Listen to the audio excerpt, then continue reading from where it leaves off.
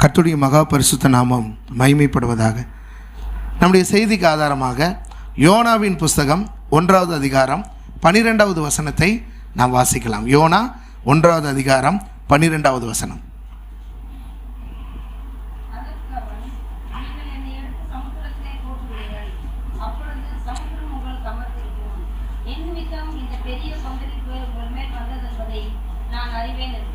அருமையானவர்களே, இங்கே யோனா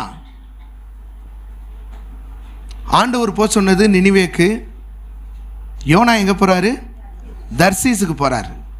ஆண்டவருடைய வார்த்தைக்கு மீறி ஆண்டவர் சொன்ன இடத்துக்கு போகாமல் நினிவே அப்படின்ற அந்த பட்டணத்துக்கு நேர் ஆப்போசிட் டைரக்ஷனில் இருக்கிற தர்சு பட்டணத்தை நோக்கி அவர் பயணப்படுகிறார். இப்படி பயணப்பட்டு கொண்டிருக்கும்போது அங்கே ஒரு பெரிய புயல் ஏற்படுகிறது.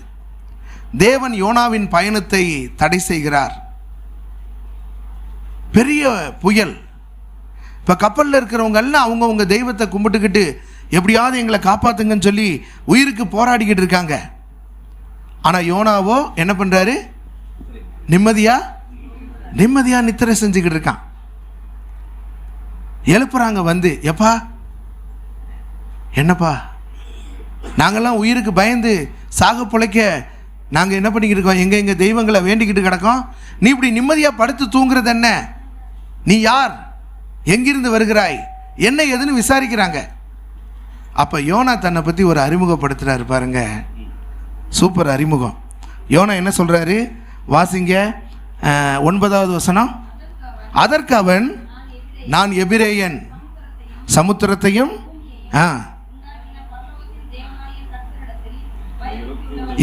எப்படியாப்பட்டவனா? சமுத்திரத்தையும் பூமியும் உண்டாக்கின தேவனிடத்தில் பயபக்தி உள்ளவன். பயபக்தி உள்ளவன் செய்கிற வேலையாது. அவர் போச்சொன்னது நினிவேக்கு, இவர் போகிறது தர்சீஸுக்கு. ஆனால் வாயின் வார்த்தை மட்டும் என்னது? நான் தேவனிடத்தில் பயபக்தி உள்ளவன். பேதுருவோட சேர்ந்த ஆளாக இருப்பார் போல இருக்கு. ஆண்டவர் சொல்றாரு, இன்னும் கொஞ்சம் நேரத்தில் வந்து என்னை அரெஸ்ட் பண்ண போகிறாங்கப்பா. மெய்ப்பனை வெட்டுவேன், ஆடுகள் சிதறுண்டு போகும் என்று தீர்க்க தரிசன புஸ்தகத்தில் எழுதியிருக்கிறபடி நடக்க போகுது. என்னை வந்து அரெஸ்ட் பண்ண போகிறாங்க, நீங்கள்லாம் என்னை விட்டுட்டு ஓடி போகிறீங்க அப்படின்னு சொன்னப்போ எல்லா சீசர்களும் அமைதியாக நின்றாங்க. இந்த பேதுரு மட்டும் என்ன சொன்னார்? அது எப்படி இவங்க எல்லாரும் ஓடி போனால் நான் என்ன பண்ண மாட்டேன்? உங்களை விட்டு ஓடி போக மாட்டேன். கூடுமானால் உமக்காக என் ஜீவனையும் கொடுப்பேன் நான். அருமையானவர்களே, ஆனா ஆண்டவர் சொன்னாரு, இல்லப்பா உன் பேச்செல்லாம் நல்லா ஸ்ட்ராங்காக தான் இருக்கு, ஆனா செயல்ல இல்லையப்பா. சேவல் கூறுவதுக்கு முன்னாடி 3 முறை என்ன பண்ணிடுவ? நீ மறுதளிச்சிருவ. நம்ம ஆண்டவர் யாரையும் குறை சொல்றவர் கிடையாது, குற்றப்படுத்துறவர் கிடையாது. ஆண்டவரே இவங்க போனாலும் நான் போக மாட்டேன்னு சொன்னனால தான் கூட ஆண்டவர் அந்த வார்த்தையை சொல்றாரு. இல்லைன்னா ஆண்டவர் நீ என்னை மறுதளிப்புன்ற வார்த்தையை என்ன பண்ணியிருக்க மாட்டார், மற்றவங்க முன்னாடி சொல்லியிருக்கவே மாட்டார். பேதுரு ரொம்ப வீராப்பா தன்னை என்னமோ பெரிய நல்ல மணி காமிச்சுக்கிட்டனால ஆண்டவர் அங்கே சொல்கிறாரு, இல்லைப்பா நீ இப்படி சொல்கிற, ஆனால் 3 தடவை என்னை மறுதளிச்சிருவேன், சேவல் கூறக்கு முன்னாடி 3 தடவை மறுதளிச்சிருவேன் அப்படின்னு ஆண்டவர் சொல்கிறார். அருமையானவங்களே, பேதுரு அவர் பேச்சில் இருந்த அந்த ஒரு வேகம் வாழ்க்கையில் இல்லை. அதனால தான் ஆண்டவர் 3 தடவை கேட்டு கன்ஃபார்ம் பண்ணிக்கிட்டார். நீ என்ன நேசிக்கிறையா? நீ என்ன நேசிக்கிறையா? நீ என்ன? 3வது தடவை கேட்கும்போது பேதுரு என்ன பண்ணார்? ஆண்டவரே நீர் எல்லாவற்றையும் மறந்திருக்கிறீர், நான் உங்களை நேசிக்கிறேன் அப்படின்றதும் உமக்கு தெரியும் ஆண்டவரே அப்படின்னு சொல்லவும் ஆண்டவர் ஒத்துக்கிட்டார். ஒன்று நல்லா தெரிஞ்சுக்கோங்க, உலகம் ஒத்துக்காது, ஆண்டவர் ஒத்துக்குவார். நான் நல்லா படிக்கணும், எனக்கு படிப்பு மேலே ரொம்ப ஆசை இருக்குது, நான் படிப்பை ரொம்ப நேசிக்கிறேன் அப்படின்னா நான் எவ்வளோ மார்க் வாங்கணும்? 500க்கு எவ்வளோ வாங்கணும்? குறைஞ்சது 480 வாங்கணும். நான் படிப்பை ரொம்ப நேசிக்கிறேன், படிப்பு மேலே எனக்கு ரொம்ப இன்ட்ரெஸ்ட் இருக்குதுன்னு சொல்லிட்டு நான் 250 மார்க் வாங்கினா உலகம் ஒத்துக்குமா? ஆனால் ஆண்டவர் ஒத்துக்கிறாரு. உலகம் ஒத்துக்காது. நான் 3rd டிவிஷன் வரைக்கும் 480 மார்க்கு, முழு பரீட்சையில் முடியாமல் போய் நான் 300 மார்க் வாங்கிட்டேன். நான் நினச்ச குரூப் எனக்கு கிடைக்குமா? கிடைக்காது. முழு பரீட்சை ஆனுவலில் எவ்வளோ மார்க் வந்திருக்கு அதை வச்சு தான் குரூப் தருவாங்க. உலகம் ஒத்துக்காது. ஆனால் ஆண்டவர் ஒத்துக்கிறார். நம்முடைய இயலாமையை அவர் அறிந்திருக்கிறார். வேதம் சொல்லுகிறது, நாம் மண் என்று அவர் நினைவு கூறுகிறார். சில நேரத்தில் ஆண்டவர் நம்மளை பார்த்து, நீ மண்ணு தான்டா, போ, பரவாயில்ல. நம்ம சில நேரத்தில் செய்கிற சேட்டையெல்லாம் பார்த்துட்டு மண் அப்படி தான் இருக்கும், போய் தொலைப்போ அப்படின்னு என்ன பண்ணிடுறாரா அப்படின்னு ஆண்டவர் கண்டுக்காம நம்மை மண் என்று அவர் நினைவு கூறுகிறார். அருமையானவங்களே, இங்கே யோனா அவர் சொல்றாரு, நான் சமுத்திரத்தையும் பூமியை உண்டாக்கின தேவனிடத்தில் பயபக்தி உள்ளவன் என்று சொல்லுகிறார். ஆனால் அவர் என்ன பண்ணுறாரு? நினிவேயை நோக்கி அவர் தர்சீசை நோக்கி அவர் பயணப்படுகிறார். இப்போ அவங்க கேட்குறாங்க, இப்போ சரி நீ ஏன்பா அப்படி பண்ண அப்படின்னு சொல்லி அவங்க கேட்குறாங்க. அப்போ இவர் சொல்கிறாரு, அதற்கு அவன், நீங்கள் என்னை எடுத்து என்ன பண்ணுங்க, சமுத்திரத்தில் போட்டுருங்க, அப்பொழுது சமுத்திரம் உங்களுக்கு அமர்ந்திருக்கும். என் நிமித்தம் இந்த பெரிய ஆபத்து உங்கள் மேல் வந்ததென்று அறிவேன். நான் இப்படி யோசிக்கிறேன், இப்போ கூட பாருங்க, யோனா எவ்வளோ ஸ்டபனாக இருக்கார் பாருங்க. என்னால் தான் இந்த ஆபத்து வந்திருக்கு. ஆண்டவர் என்னை நினிவேக்கு போக சொன்னார், நான் தர்சீசுக்கு போய்கிட்டு இருக்கேன். என் நிமித்தம் தான் இந்த புயல், என் நிமித்தம் தான் இந்த ஆபத்து. அதனால கப்பலை திருப்புங்க, புயல் நின்றும்னு சொல்லியிருக்கலாமா இல்லையா?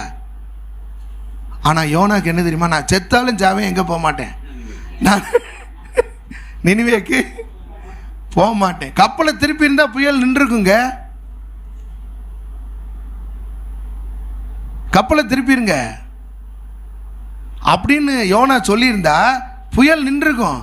ஆனால் யோனாக்கு நான் செத்தாலும் சாவேன், நான் நினிவேக்கு போக மாட்டேன். இன்றைக்கும் சில ஊழியக்காரங்க இருக்காங்க, நான் செத்தாலும் சாவேன், ஆனால் அந்த ஊழியக்காரன் மூஞ்சியில் என்ன பண்ண மாட்டேன், முழிக்க மாட்டேன். அந்த ஊழியக்காரன்ட்ட நான் என்ன பண்ண மாட்டேன், நான் பேச மாட்டேன். ஒரு விபிஎஸ்ல ஒரு ட்ராமா போட்டாங்க, வாலிப பையங்க, எனக்கு ரொம்ப பிடிச்சிருந்துச்சு. 2 ஊழியக்காரங்க போய் நிற்கிறாங்க ஆண்டவர் முன்னாடி பரலோகத்தில். 2 பேரும் ஒருத்தர் மூஞ்சியை ஒருத்தர் பார்க்காம திருப்பிக்கிட்டு நிற்கிறாங்க. ஆண்டவர் சொல்கிறாரு, உங்களுக்கு 5 நிமிஷம் டைம், 2 பேரும் சமாதானமாகி கட்டி பிடிச்சி முத்தம் கொடுத்தா பரலோகத்துக்குள்ளே விடுவேன், இல்லைன்னா அப்படியே நரகத்துக்கு ஓடிப்போங்க அப்படின்னு சொல்கிறாரு. உடனே என்ன பண்ணுறாங்க, அந்த 2 ஊழியக்காரங்களும் கட்டி பிடிச்சி, ஆத்தாடி நரகத்துக்கு அனுப்ப போகிறாரா அப்படின்னு சொல்லி கட்டி பிடிச்சி முத்தம் கொடுத்துக்கிட்டு பரலோகத்துக்குள்ளே போயிடுற மாதிரி சும்மா ஒரு நாடகம். அருமையானவர்களே பாருங்கள், இங்கே யோனா, நான் செத்தாலும் சாவேன், ஆனால் என்ன பண்ண மாட்டேன், நான் நினிவேக்கு போக மாட்டேன், ஆண்டவர் வார்த்தைக்கு நான் கீழ்ப்படிய மாட்டேன். என்னை தூக்கி கடலில் போட்டுருங்க, உங்களுக்கு இந்த ஆபத்து நின்றும். என் நிமித்தம் இந்த பொல்லாப்பு வந்தது என்று நான் அறிவேன் அப்படின்னு யோனா சொல்றாரு. பாருங்க, என் நிமித்தம் தான் இவ்வளவு பெரிய பொல்லாப்பை கர்த்தர் அனுமதிச்சிருக்கிறார் என்று அறிந்தும் நான் செத்தாலும் சாவேனே ஒழிய நான் திரும்பி போக மாட்டேன், நான் திரும்ப மாட்டேன், நினிவேக்கு போக மாட்டேன். இதில் எவ்வளவு உறுதியாக இருக்காரு யாரு? யோனா.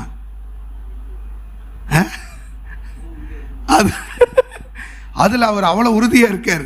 ஆமாம், ஆனால் அந்த மனுஷங்களை பாருங்க, அவங்க சொல்கிறாங்க, என் நிமித்தம்தான் வந்துச்சு இந்த பெரிய பொல்லாங்கு, என்னை தூக்கி போட்டுருங்கன்னு அவர் சொல்கிறாரு. ஆனாலும் அந்த ஆண்டவரை ஏற்றுக்கொள்ளாத மக்கள், ரட்சிக்கப்படாத மக்கள், அவங்க என்ன பண்ணுறாங்க? எப்பா இவன் ஜீவனுள்ள தேவனுடைய ஊழியக்காரன் சொல்கிறான், வானத்தையும் பூமியும் உண்டாக்கின தேவனுடைய ஊழியக்காரன் சொல்கிறான், இவனை கடலில் தூக்கி போட்டு இவனை கொண்டு இவன் பழிக்கு நம்ம ஏன்பா ஆளாகிறது?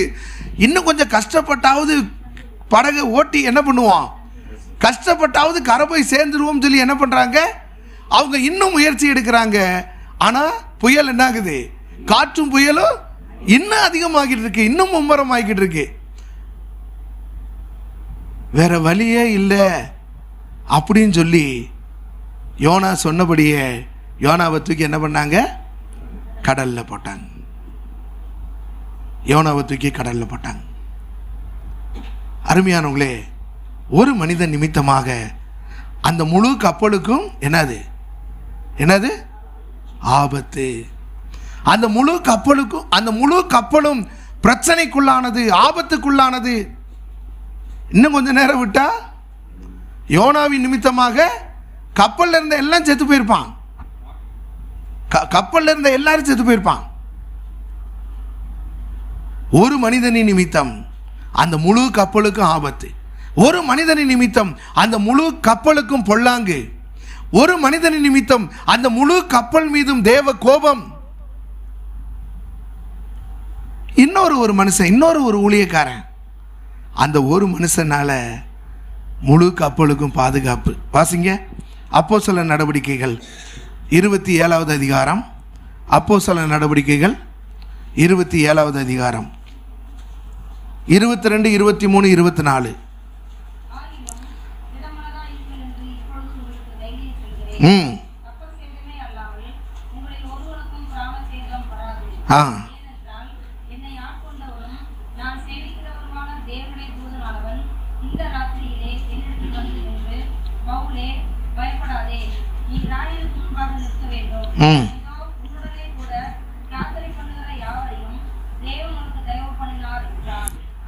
அருமையானவர்களே,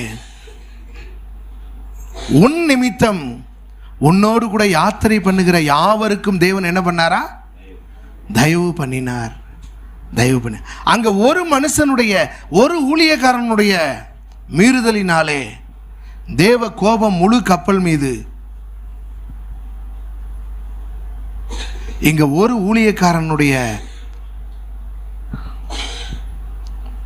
ஊழியக்காரன் மேல வச்ச தேவன் வைத்த தயவின் நிமித்தம் அந்த கப்பல்ல இருந்த முழு பயணிகளுக்கும் பாதுகாப்பு. கரை போய் சேருவோம், பொழப்போம் அப்படின்னு ஒரு கப்பல்ல இருந்த ஒருத்தருக்கு நம்பிக்கை இல்லை. ஆனா பவுல் சொல்லுகிறார், நான் சேவிக்கிற என் தேவன், என் இரட்சகர் தம்முடைய தூதனை அனுப்பி என்ற சொன்னாரு, நான் உன்னை ராயனுக்கு முன்னாடி கண்டிப்பா கொண்டு போய் நிறுத்துவேன். ஒன்ன மட்டும் இல்ல, உன் நிமித்தமாய் இந்த கப்பல்ல இருக்கிற எல்லாருக்கும் நான் தயவை கட்டளையிடுகிறேன். உன் நிமித்தம் ஒருவருக்கும் உயிர் சேதம் ஏற்படாது. என்ன அருமையான ஆண்டவர் பாருங்க, என்ன அருமையான ஆண்டவர். ஏன் பவுலை மட்டும் காப்பாற்றி ராயனுக்கு முன்னாடி நிப்பாட்டினா பத்தாதா? அந்த ஒரு மனுஷன் நிமித்தம், அந்த ஒரு ஊழியக்காரன் நிமித்தம் அந்த கப்பல்லாம் எத்தனை பேர் இருந்திருப்பாங்கன்னு நினைக்கிறீங்க? எப்படியும் ஒரு 200, 300 பேர் இருந்திருப்பாங்க. ஒரு மனுஷன் நிமித்தம் கிட்டத்தட்ட அந்த 300 பேருக்கும் தயவு. அருமையானவங்களே, இதிலிருந்து நம்ம ஒரு பெரிய சத்தியத்தை கற்றுக்கொள்கிறோம். ஒரு தேவ பிள்ளையின் நிமித்தம் அந்த தேவ பிள்ளை இருக்கிற இடத்திலே, சபையிலே தேவன் தயவையும் கிருபையும் கட்டளையிடுவார். அங்கிட்டு இன்னொரு யோனாவை அங்கிட்டு பார்த்தோம்னா, ஒரு தேவ பிள்ளை நிமித்தம் அந்த தேவ பிள்ளை இருக்கிற இடத்திலே, சபையிலே பெரிய பிரச்சனைகளும் அழிவும் வருவதற்கு ஏதுவாக இருக்கும். ஆகான் என்ற ஒரு மனுஷன்தான். அவன் வெள்ளி தாம்பாளத்தையும் பாபிலோனிய சால்வையும் எடுத்து புதைச்சு வச்சான். அது நிமித்தம் என்னாச்சு? முழு இஸ்ரவேலரும் ஆயி பட்டணத்துக்கு முன்பாக முறிந்தோடி வந்தார்கள். யோசுவா விழுந்து கிடக்கிறான் உடன்படிக்கை பெட்டிக்கு முன்பாக. காலையிலேருந்து சாயங்காலம் வரைக்கும் ஆண்டவர் வந்து எழுப்புறாரு. ஏன் அப்படி விழுந்து கிடக்கிற? எந்திரி, தோல்விக்கான காரியத்தை நான் சொல்கிறேன் என்று. தீட்டுள்ளது பட்டணத்துக்குள்ளே வந்துருச்சு, பாளையத்துக்குள்ளே வந்துருச்சு. தீட்டானதை பாளையத்தை விட்டு அப்புறப்படுத்தி நான் என்ன பண்ணுறேன்? தேசத்துக்கு ஜெயத்தை தருகிறேன் என்று ஆண்டவர் சொல்லுகிறார். அருமையானவர்களே, ஒரு மனுஷன் நிமித்தம் இஸ்ரவேல் ஜனங்கள் அனைவரும் முறியடிக்கப்பட்டார்கள்.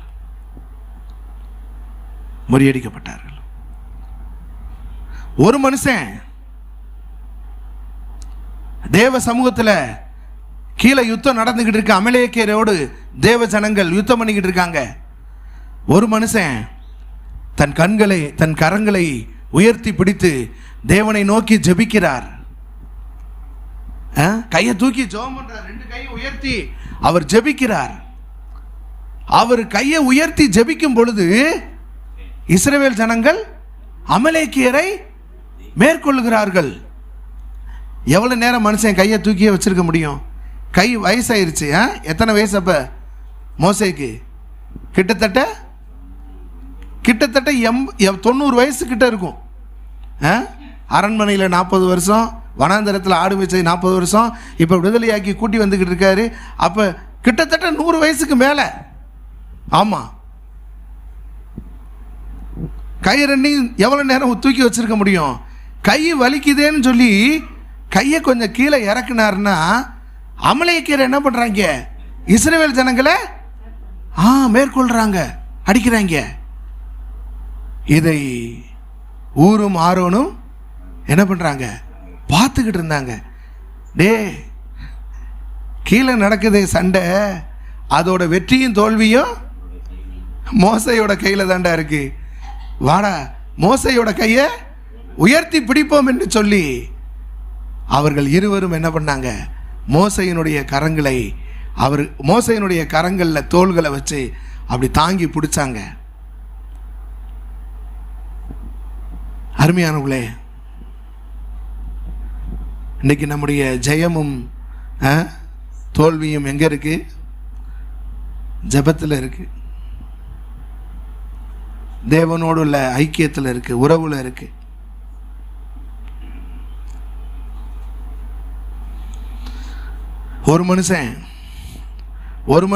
ஒரு மனுஷனுடைய கரங்கள் உயரும் பொழுது அங்கு முழு இஸ்ரவேல் ஜனங்களும் அமலேக்கியரை மேற்கொள்கிறார்கள். ஒரு மனுஷனுடைய கரம் தளரும் பொழுது அங்கே அமலேக்கியர் இஸ்ரவேலரை மேற்கொள்கிறார்கள். அருமையானவங்களே, நம்ம நினைக்கக்கூடாது நான் ஒரு ஆள் நான் ஜெபம் பண்ணி என்னத்தை சாதிக்க போகிறேன், நான் ஒரு ஆள் நான் ஆண்டவருக்கு பிரியமாக வாழ்ந்து என்னத்தை சாதிக்க போகிறேன். இல்லை, உங்கள் ஒருவரை கொண்டு உங்கள் முழு குடும்பத்துக்கும், நீங்கள் இருக்கிற சபைக்கும், நீங்கள் இருக்கிற பகுதிக்கும் சேமத்தை கொடுக்க தேவன் வல்லவராய் இருக்கிறார்.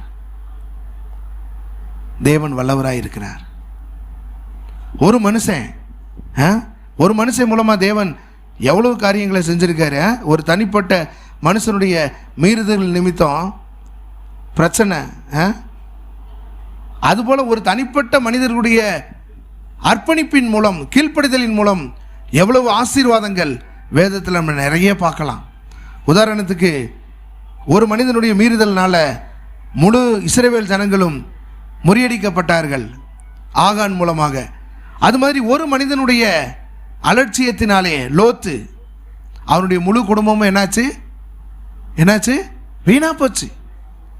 தேவன் அருவருக்கிற 2 சந்ததிகள் உருவாக லோத்து காரணமாகி போனார். காரணம் அந்த ஒரு மனிதனுடைய அலட்சியம். ஒரு மனிதனுடைய அலட்சியம் 2 அருவருப்பான சந்ததிகள் இந்த பூமியிலே உருவாக காரணமானான். ஒரு தனிப்பட்ட மனிதனுடைய அர்ப்பணிப்பு தேவன் எவ்வளோ பெரிய காரியங்களை பாராட்டி இருக்கிறார். நோவா, முழு உலகமும் எப்படி இருக்கு? முழு உலகமும் எப்படி இருக்கு? பாவத்தில் மூழ்கி போய் கிடக்கு. தேவன் உலகத்தை அழிக்கணும்னு முடிவு பண்ணிட்டாரு. ஒரே ஒரு மனுஷன் மட்டும் எப்படி இருக்கான்? உத்தமனும் நீதிமானுமா இருக்கான். ஒரே ஒரு மனுஷன். ஆண்டவர் நினைச்சிருந்தா அவனையும் அழிச்சிட்டு என்ன பண்ணியிருக்கலாம்? ஒரு புது சந்ததியை, ஒரு புது ஆதாம் ஏவாளை ஆண்டவரால் உருவாக்க முடியுமா? முடியாதா? முடியும். ஆனால் ஆண்டவர் என்ன பண்ணல, அப்படி செய்யலை. அன்னைக்கு இருந்த உலக ஜனங்கள் மத்தியில் அவன் ஒருத்தன் மட்டும்தான் நீதிமான். ஆனால் அந்த ஒருத்தனை விடலையே ஆண்டவர். அதை எப்படின்னு நான் சொல்கிறேன், விலைக்கு சொல்கிறேனே. அரிசி களைவீங்கல்ல, வீட்டில் அரிசி களைவீங்களா? அதில் ஒரு பறக்க கீழே விழுந்துருச்சுன்னா எத்தனை பேர் அதை தேடி பார்த்து எடுத்து போடுவீங்க? அரிசி களையும் போது எத்தனையோ அரிசி தண்ணியில் மிதந்து விழுகும், கீழே விழுகும். அதெல்லாம் ஒன்று தேடி புறக்கி எடுத்து போட்டால் நம்ம சமைக்கிறோம். லட்சக்கணக்கான அரிசியில் ஒரு 10 அரிசி போனால் போயிட்டு போகுது அப்படின்னு விட்டுருவோம். அன்னைக்கு இருந்த ஜனத்தொகையின் மத்தியில் நோவா ஒரு ஆள் அப்படிங்கிறது அவ்வளவு அரிசியில் ஒரு அரிசி மாதிரி. ஆனால் ஆண்டவர் அழிக்கலையே. ஒரு நீதிமானி நிமித்தம், ஒரு நீதிமானி நிமித்தம் இந்த பூமி என்ன பண்ணப்பட்டது? காக்கப்பட்டது. ஜலத்தினால தேவன் அழிச்சாரு. அப்புறம் அதே பூமியில தானே மறுபடியும் சந்ததி உண்டாச்சு. அதே பூமியில தானே மனிதர்கள் என்ன பண்ணாங்க? பழுகி பெருகினார்கள். ஒரு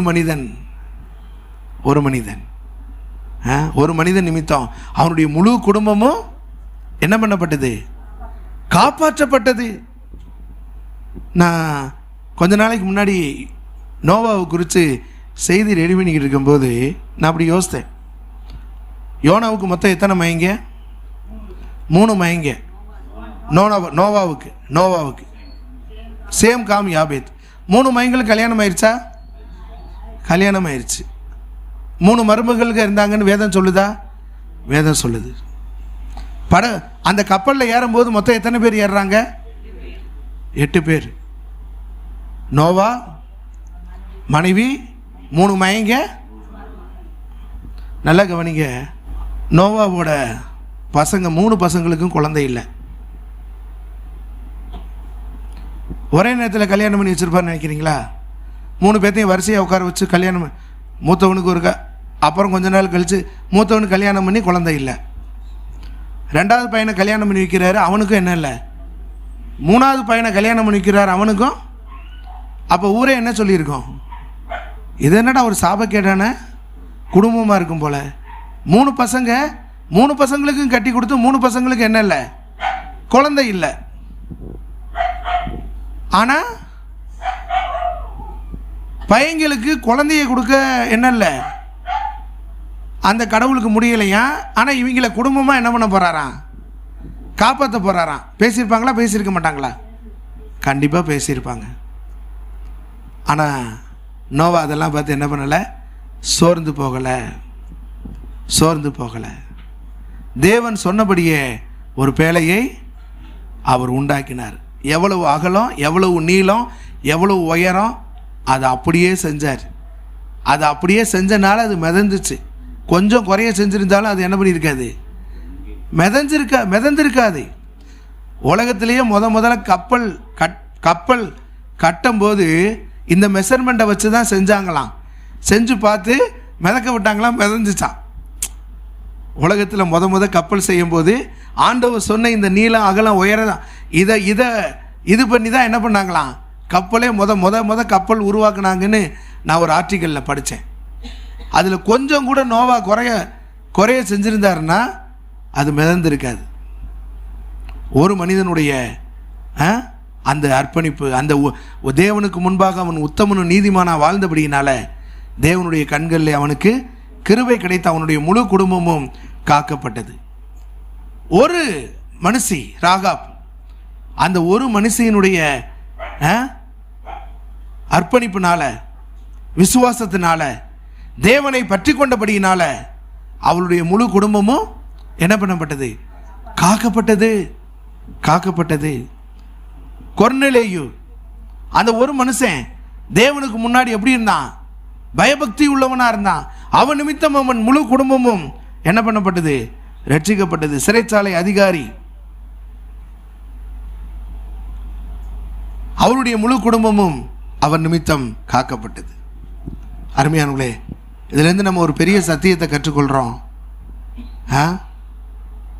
நான் நல்லா இருந்தா என் குடும்பம் எப்படி இருக்கும்? நான் நல்லா இருந்தா என் சபை நல்லா இருக்கும். நான் அடுத்தவங்களை குறை சொல்லக்கூடாது. நம்ம அடுத்த ஆளை குறை சொல்லும்போது ஒரு விரல் தான் அவங்களுக்கு நேரம் இருக்குது. மிச்சம் 3 விரல் யாருக்கு நேரம் இருக்குது? நமக்கு நேரம் இருக்குது. அவர்னால தான் என் குடும்பத்தில் இவ்வளோ பிரச்சனை, அவனால தான் என் குடும்பத்தில் இவ்வளோ பிரச்சனை அப்படின்னு நம்ம அடுத்தவங்களை குறை சொல்லாமல் நான் ஒழுங்காக ஆண்டவருக்கு பிரியமாக உண்மை உத்தமமாக நடந்தா என் நிமித்தம் என் குடும்பம் தேவ கிருபையை பெற்றுக்கொள்ளும். என் நிமித்தம் என் குடும்பம் தேவ தயவை பெற்றுக்கொள்ளும். என் நிமித்தம் என் சபை ஆசீர்வதிக்கப்படும். என் நிமித்தம் என்னோடு கூட இருக்கிறவர்கள் காக்கப்படுவார்கள் என்ற விசுவாசத்தோட என்ன பண்ணுவோம்? ஆண்டவருக்கு பிரியமாய் உண்மையாய் உத்தமமாய் நம்ம என்ன பண்ணுவோம்? வாழ கற்றுக்கொள்வோம். நம் நிமித்தம் தேவன் தயவை கட்டளையிடுவார். யோனா என்ற ஒரு மனித நிமித்தம் அவன் போன கப்பலில் இருந்த எல்லா மனிதர்களுக்கும் ஆபத்து. அப்போஸ்தலனாகிய பவுலாகிய ஒரு மனித நிமித்தம் ஆண்டவர் சொல்றாரு, உன் நிமித்தம் உன்னோடு இருக்கிற அனைவருக்கும் நான் தயவு பாராட்டினேன். கப்பல் தான் சேதப்படுமே ஒழிய யாருக்கும் உயிர் சேதம் ஏற்படாது. உன் நிமித்தம் உன்னோடு இருக்கிறவர்களுடைய ஜீவனுக்கு நான் தயவை பாராட்டினேன் என்று ஆண்டவர் சொல்றார். நம் நிமித்தம் நம்ம குடும்பத்துக்கு தயவு வருமா? நம் நிமித்தம் நம்ம சபை ஆசீர்வதிக்கப்படுமா? கண்டிப்பா. அப்படி அர்ப்பணிப்போட அப்படிப்பட்ட உண்மையும் உத்தமத்தோட ஆண்டவரை பற்றி கொள்வோம். ஆண்டவருக்கு பிரியமாக வாழ்வோம். ஆண்டவருக்கு மகிமையை கொண்டு வருவோம். நம்மளை பார்த்து நம்ம கூட இருக்கிற எல்லாருக்கும் ஆண்டவர் என்ன பண்ணணும்? இரக்கத்தையும் தயவையும் ஆண்டவர் கட்டளையிட்டு. ஒரே ஒரு சம்பவத்தை மட்டும் சொல்லி நான் முடிச்சிடுறேன்.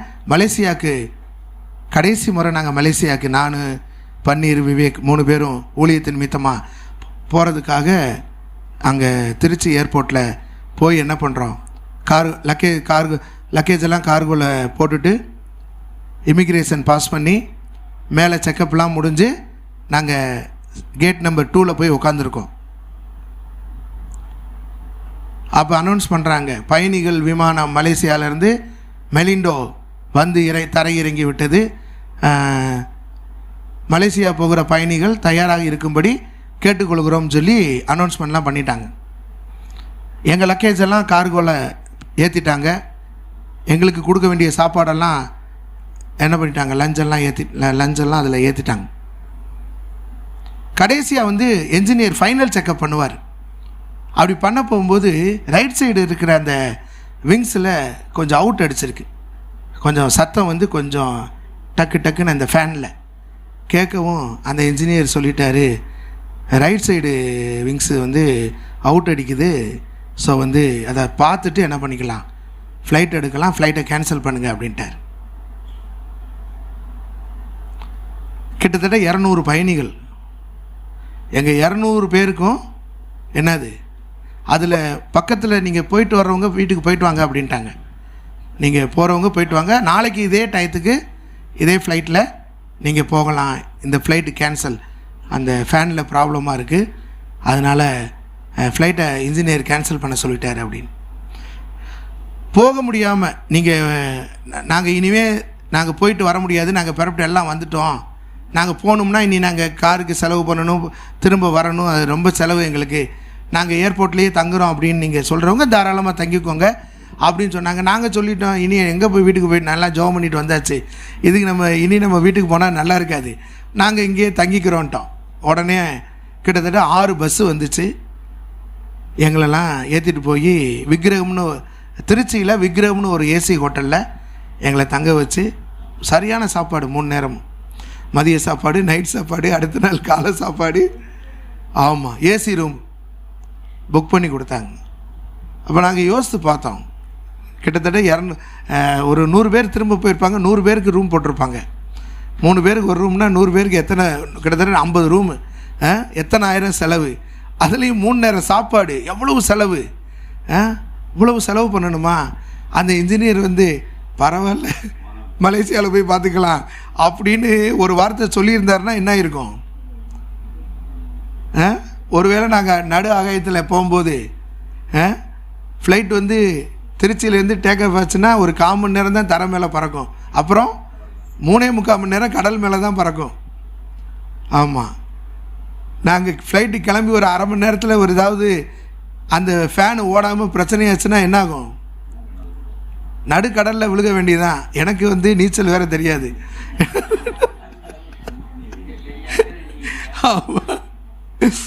என்ன இருக்கும் கொஞ்சம் யோசித்து பாருங்க. அப்போ ஒரு பக்கம் ஐயோ நம்மளோட பயணம் தடைபட்டுருச்சே அப்படின்னு ஒரு பக்கம் வருத்தம் இருந்தாலும், ஒரு பக்கம் சந்தோஷம், ஆகா நம் நிமித்தம் ஆண்டவர் இந்த ஃப்ளைட்டை என்ன பண்ணியிருக்காரு? கேன்சல் பண்ணியிருக்காரு, காப்பாற்றியிருக்காரு. இவ்வளவு செலவு இருக்குன்னு தெரிஞ்சிருந்தும் அவங்க ஃப்ளைட்டை கேன்சல் பண்ணியிருக்காங்கன்னா ஆண்டவருக்கு ஸ்தோத்திரம். தேவன் நம் நிமித்தம் அந்த இன்ஜினியருக்குள்ளே வேணாம், எடுக்க வேணாம், சரி பண்ணிட்டு எடுத்துக்கலான்ற அந்த ஒரு உறுதியான தீர்மானத்தை கொடுத்தனால நம் நிமித்தம் இந்த ஃப்ளைட்டு காப்பாற்றப்பட்டிருக்கு. நம்ம கூட பயணப்பட வேண்டிய எல்லாரும் காப்பாற்றப்பட்டிருக்காங்கன்னு சொல்லி ஆண்டவருக்கு நாங்கள் நன்றி சொன்னோம். அருமையானவர்களே, நம் நிமித்தம் நம்மோடு இருக்கிறவர்கள், நம் குடும்பத்தார், நம் சபையார், நம்ம தெருவில் இருக்கிற எல்லாருக்கும் தயவு உண்டு. அதை உணர்ந்து ஆண்டவருக்கு பிரியமா, உண்மையா, உத்தமமாக வாழுவோம்.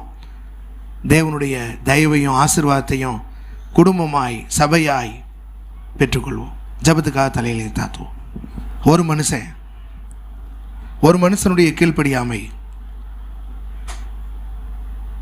அவன் பயணப்பட்ட கப்பலில் இருந்த அத்தனை பேருக்கும் அழிவை கொண்டு வர போச்சு.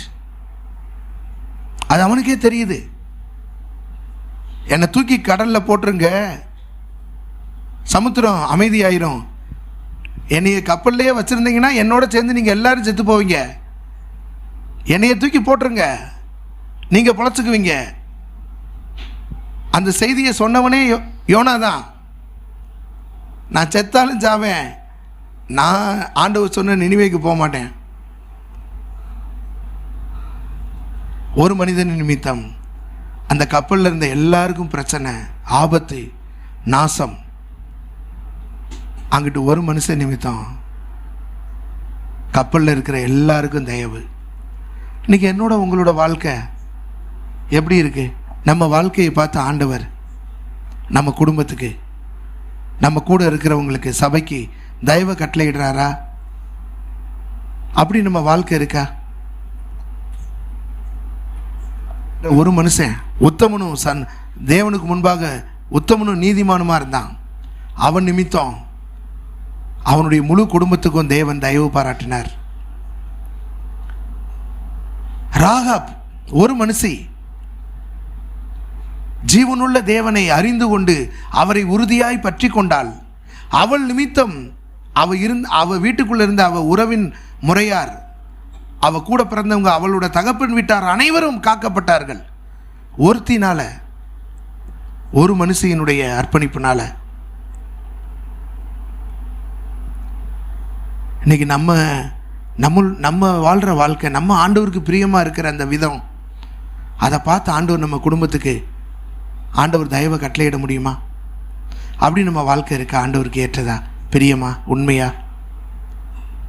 நம் நிமித்தம் நம்ம கூட இருக்கிறவங்க ஆண்டவர் தயவு பெற்றுக்கொள்ள போகிறாங்களா, இல்லை ஆண்டவருடைய கோபத்துக்கு ஆளாக போகிறாங்களா? நாமே ஆராய்ந்து பார்ப்போம்.